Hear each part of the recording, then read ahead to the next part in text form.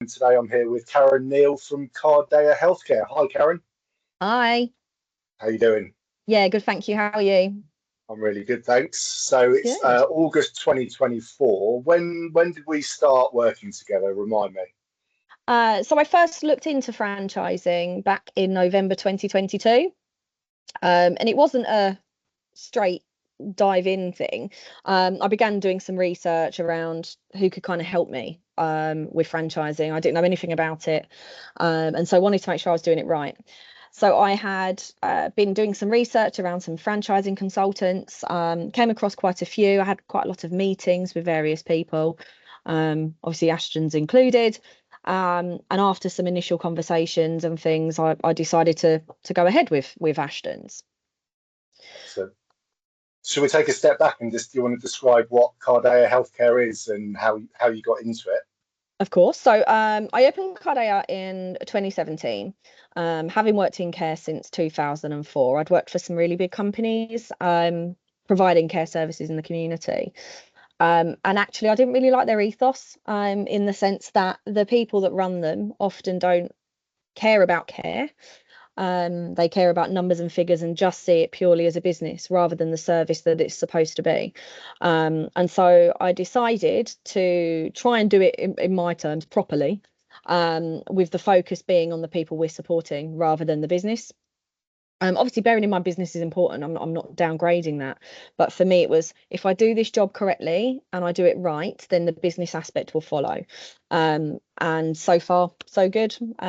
Looking after lots of people in the community with varying needs, and actually, it's just incredibly rewarding, just from a emotional and a job satisfaction point of view.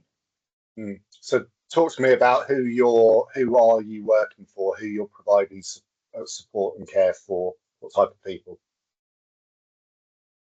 So various, so literally probably everybody who may need support at some point. And that goes for children with ASD or ADHD or complex health needs, to young people with mental health issues, to adults with learning disabilities, to those who are sadly end of life or with palliative conditions. So we literally deal with everybody from an age spectrum, but also a real variety of needs as well. Cool. And what would you say? What's your key standout? What makes you different to other people providing similar sort of services? Honestly, it's the genuine care that we provide, I think. I'm very involved in the business still. I think I always will be, in the sense that I still do care assessments, visit my clients, I run cooking groups, and I'm still very much a part of it because I want to deliver that good service. And I think that's what makes us stand out. Along with the fact that we also do provide agency staff as well to some organisations. So we have two revenue streams, and I think that makes us different as well, because most often I find that recruitment agencies are recruitment consultants with no background in care, don't really know it, they're salespeople. And our industry isn't like that. They want people who understand. They want people who feel and understand the pressures that they face in their roles. So they want a recruitment consultant or someone they can turn to that's going to genuinely help them with their staffing, or understand when they say, oh, I've got 4 people down on a medication error. Somebody who doesn't know the industry would not understand the pressure that would bring. But for me, when I say to my clients, I am also a registered manager, they go, oh, so you get it. And I think Mm, that's what makes it different, is that it's the knowledge base, it's the genuine care, and it's the reason for doing it. yeah.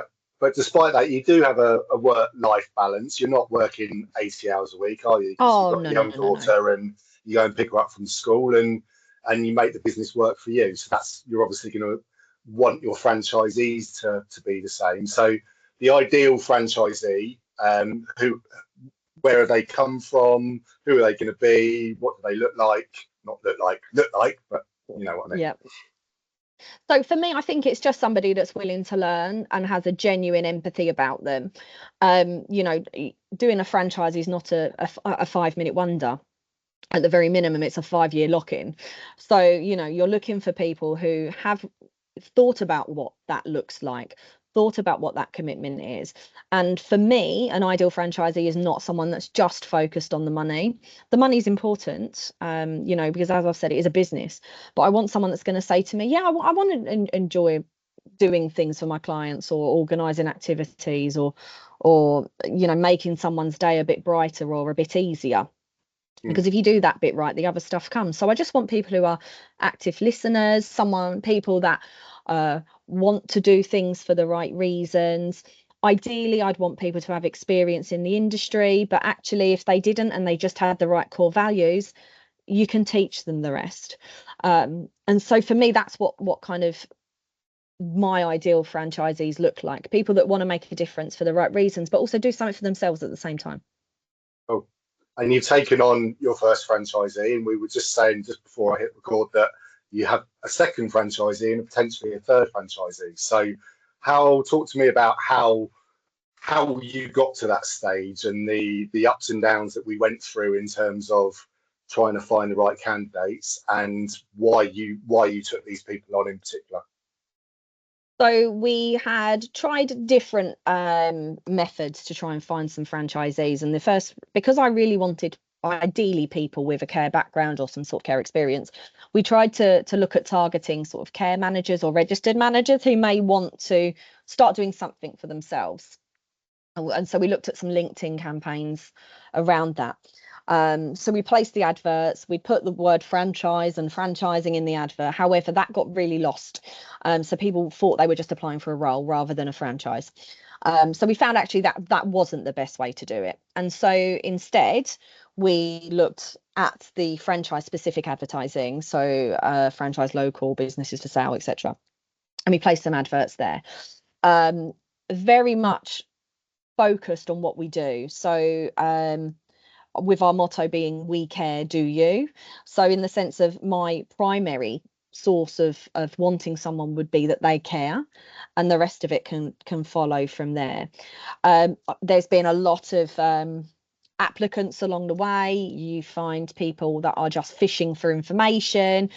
But I found a really, really good way to determine that straight away. And that's actually just the personal touch. So when somebody expresses an interest in a franchise of Cardea Healthcare, they don't get an email. They actually get a phone call directly from me, asking them why they're looking at a franchise and their reasons for exploring that as a business option.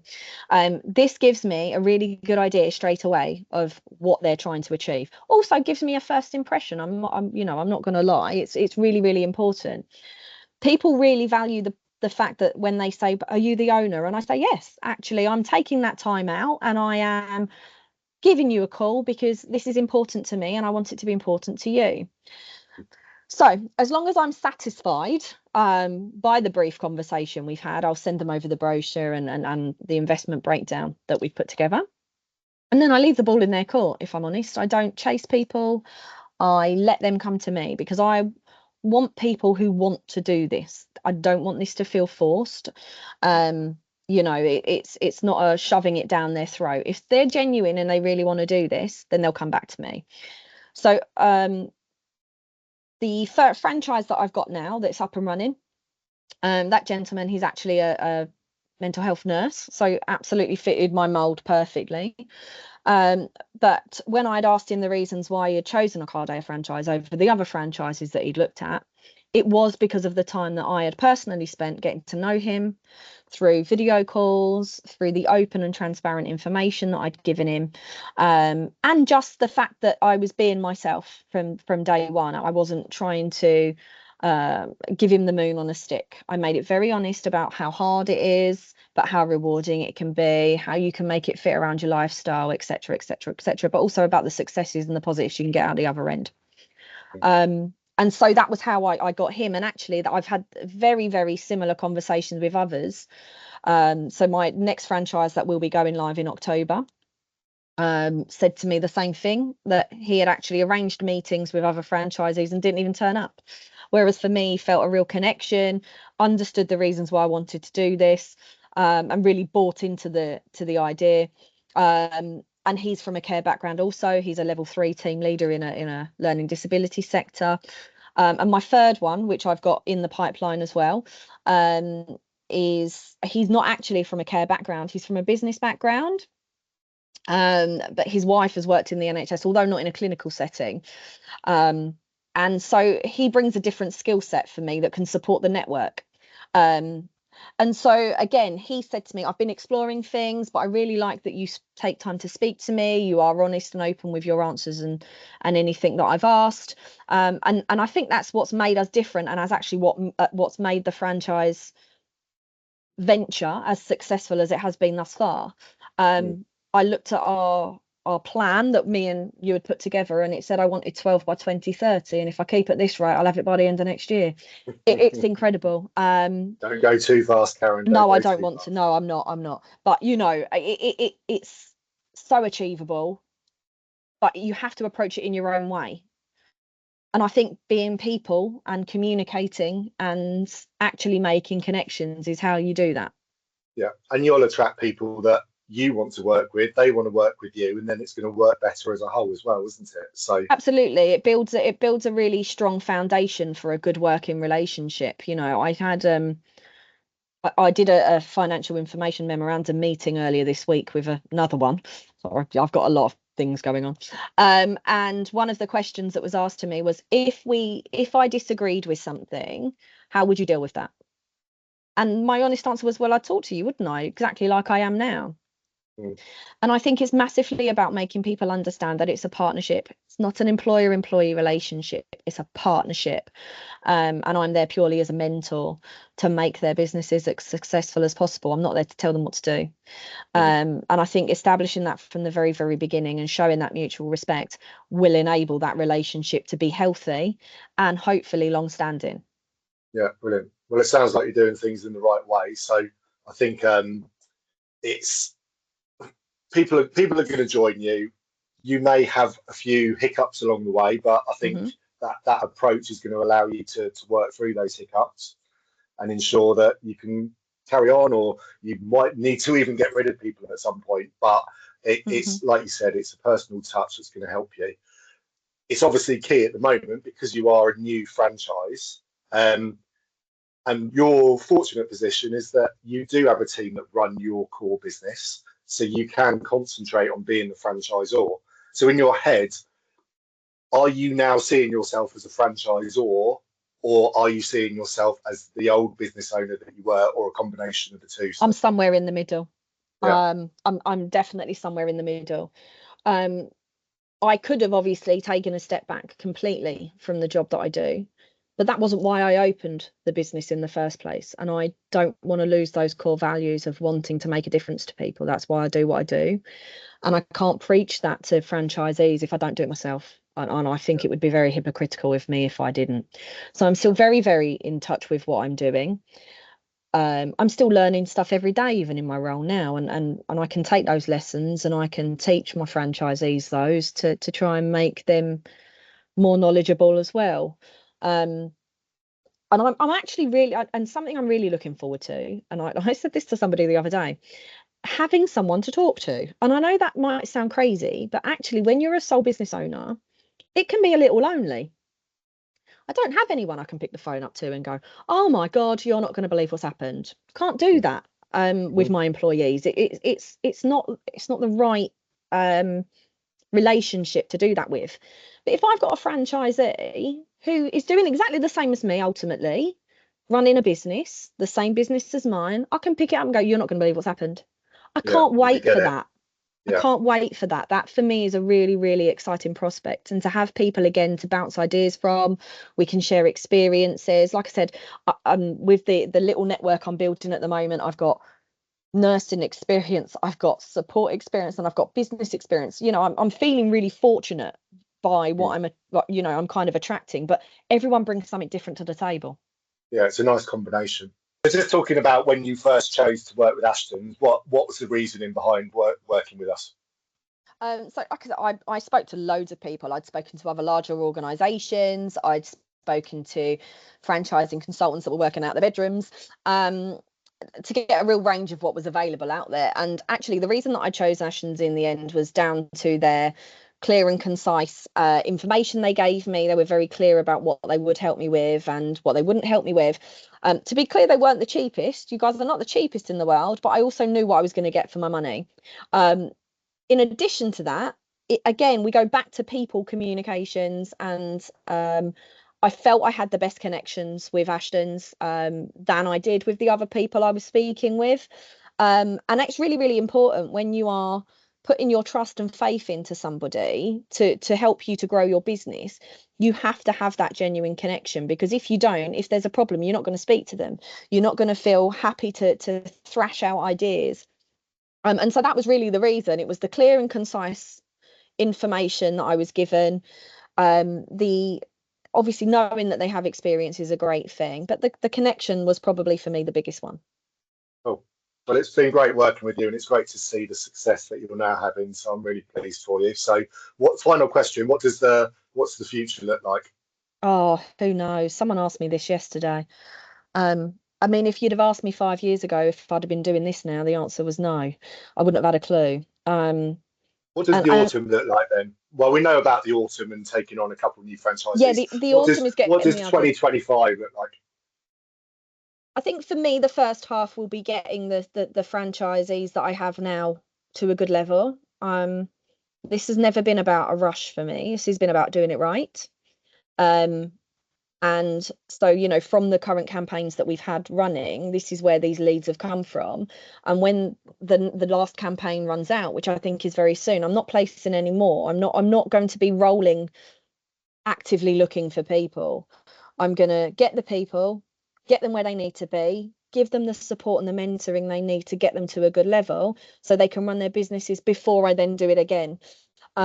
Because this isn't, you know, I want people to be successful. I want them to have the same joys and the same challenges that I've had. You know, it's not all smooth sailing in business, of course it's not, but I want them to feel the reward that I do every day, that I run a business that I'm proud of. I have a work-life balance that means that I can take my daughter to school and pick her up every day. And I can still have that career. And for a lot of people, they don't get that luxury. And because I've done this, I have, and I want to give people the same. Well, it's great to hear that, because your communication and your marketing when you go for the next lot of people is going to be completely different to what it was 6 months ago, because you're talking about how you helped bring people up, how you help them become successful and happy, rather than, oh, we're looking for our first few franchisees. So yeah, and I think, you know, you've got to remember that when people are buying a business, it's a risk. And I have had people say to me, oh, I don't want to come and work with you because you don't have any other franchisees, and so you don't have a experience, or you don't have a track record. And I get that, you know, but actually the ones I did find told me that they thought it was going to be an advantage, because they can be the guinea pigs and we can all learn together, and they'll get the undivided attention, and they're right. So, you know, don't give up hope just because you don't find your franchisee straight away. It's taken me, you know, nearly 20 months to get to this stage from beginning to end, but I feel like I've done it right. I feel I've been lucky enough to have the right guidance and training from Ashtons that I can confidently fly solo now. We've empowered you. Yeah, and taught me new skills. Yeah. Cool. All right. Well, thank you, Karen. It's been lovely to talk to you. I'm sure many more potential franchisees will be flocking your way and talking to you. So best of luck with everything, and speak to you soon. Thank you very much.